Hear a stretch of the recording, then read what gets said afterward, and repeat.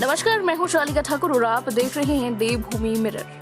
आज हम आपको बताने जा रहे हैं कि डलहौजी से कांग्रेस विधायक आशा कुमारी ने कोरोना महामारी के चलते हिमाचल प्रदेश सरकार को इस महामारी से लड़ने के लिए क्या कुछ हिदायतें दी हैं और क्या कुछ कहती हैं कांग्रेस विधायक आशा कुमारी।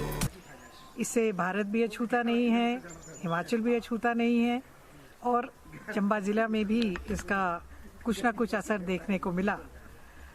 मगर हम हिमाचल प्रदेश में हमारा सौभाग्य है कि केसेस अभी तक बहुत ज़्यादा नहीं आए हैं और हम उम्मीद रखते हैं कि आगे भी इसी तरह से हिमाचल जो है वो बचा रहेगा।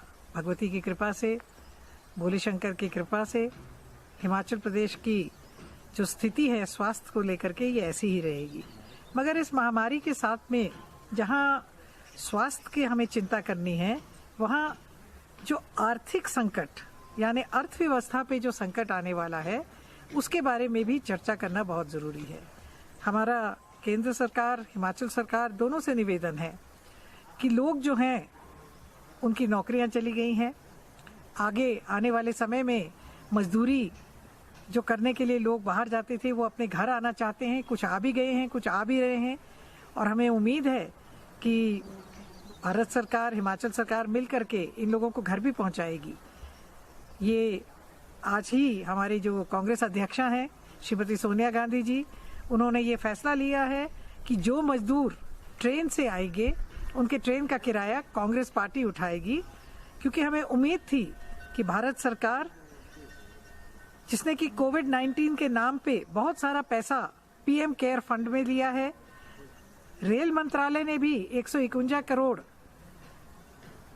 जो ये पीएम रिलीफ केयर या जो केयर फंड है, पीएम केयर फंड, इसमें डाला है। तो हम तो ये सोचते थे कि जो मजदूर हैं, हमारे माइग्रेंट लेबर है, इनको मुफ्त घर पहुंचाया जाएगा। मगर क्योंकि जो पिछली ट्रेन चली उसमें उनसे किराया भी लिया गया और 50 रुपए सरचार्ज भी लिया गया, जो कि उनके लिए आज की स्थिति में संभव भी नहीं है देना। मगर आने वाला समय इससे भी ज़्यादा खतरनाक होगा। लोगों की नौकरियां चली जाएंगी। जब वो घर चले जाएंगे तो वहाँ उनको क्या काम मिलेगा, ये भी सुनिश्चित करना पड़ेगा राज्य सरकारों को भी और भारत सरकार को भी। बहुत तेजी से जो अनएम्प्लॉयमेंट की रेट है, बेरोजगारी की दर है, बहुत तेजी से बढ़ रही है भारत में। और आने वाला समय जो है ये चुनौतीपूर्ण है, क्योंकि चाहे वो हमारा कृषि का क्षेत्र है, बागवानी का क्षेत्र है, वहाँ भी जो उपज हो रही थी उसका उचित दाम नहीं मिल रहा है, उचित मूल्य नहीं मिल रहा है। तो लोगों के पास खाने को पैसे नहीं रह जाएंगे। भारत सरकार को कोई ना कोई नेशनल लेवल का एग्जिट प्लान और हर प्रदेश को, जैसा कि पंजाब सरकार ने एग्जिट प्लान बनाया है कि इस महामारी से हम आर्थिक तौर पे बाहर कैसे निकलेंगे। तो मेरा भारत सरकार से भी निवेदन रहेगा और हिमाचल सरकार से भी उम्मीद रहेगी कि एक आर्थिक एग्जिट प्लान वो जरूर बनाएं कि किस तरह से हम इस महामारी से बाहर निकल के लोगों को रोजगार दे पाएंगे। लोगों की जो आर्थिक स्थिति है बहुत जो खराब हो चुकी है और आगे और खराब होने की आशंका है। जो हमारा राशन का वितरण है उस प्रणाली को हम किस तरह से चलाएंगे, ये सारी बातें देखने का आज हमारे को बहुत मैं समझती हूँ ज़रूरी है। हिमाचल प्रदेश एक प्रदेश ऐसा है जहाँ पर्यटन का क्षेत्र जो है वो भारी इनकम लाता है और क्योंकि सारे होटल बंद हैं तो होटल इंडस्ट्री भी बंद है। होटल इंडस्ट्री के साथ जो जुड़े हुए और हम समझते हैं कि प्रत्यक्ष अप्रत्यक्ष दोनों ही तरह के लोग वहाँ जुड़े हुए होते हैं। गाइड होते हैं, जो घोड़े चलाते हैं वो होते हैं, जो चाय बेचते हैं वो होते हैं, जो टैक्सी चलाते हैं वो होते हैं। इन सब क्षेत्र के लोगों को किस तरह से आर्थिक मंदी के चलते क्या उसके लिए आर्थिक पैकेज दिया जाएगा, ये भारत सरकार को और हिमाचल प्रदेश को जल्दी ही सोचना पड़ेगा ताकि लोगों को ज़्यादा नुकसान ना हो।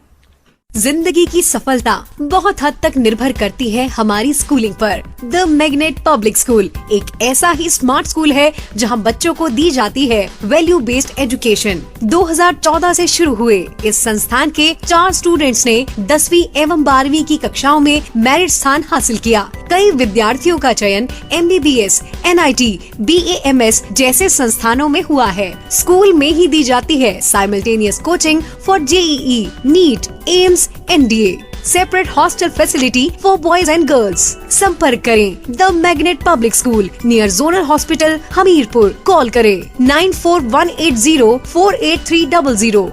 नोट, हमारी अन्य कोई ब्रांच नहीं है। तो ये थी कांग्रेस विधायक आशा कुमारी, जिन्होंने पत्रकार वार्ता को संबोधित करते हुए सरकार पर कई तरह के सवाल भी उठाए, साथ ही सरकार को कई नसीहतें भी दी, जैसे कि बेरोजगारी पर सरकार को ध्यान केंद्रित करने की जरूरत है, साथ ही अर्थव्यवस्था पर भी सरकार को काम करने की जरूरत है और सरकार को चाहिए कि हर तबके की, चाहे वो मजदूर वर्ग है, मध्यम वर्गीय है या जो भी है, सबके लिए सरकार को काम करने की जरूरत है। जनता को किसी तरह की कोई परेशानी नहीं होनी चाहिए। इसी तरह की न्यूज अपडेट्स के लिए बने रहिए हमारे साथ। नमस्कार।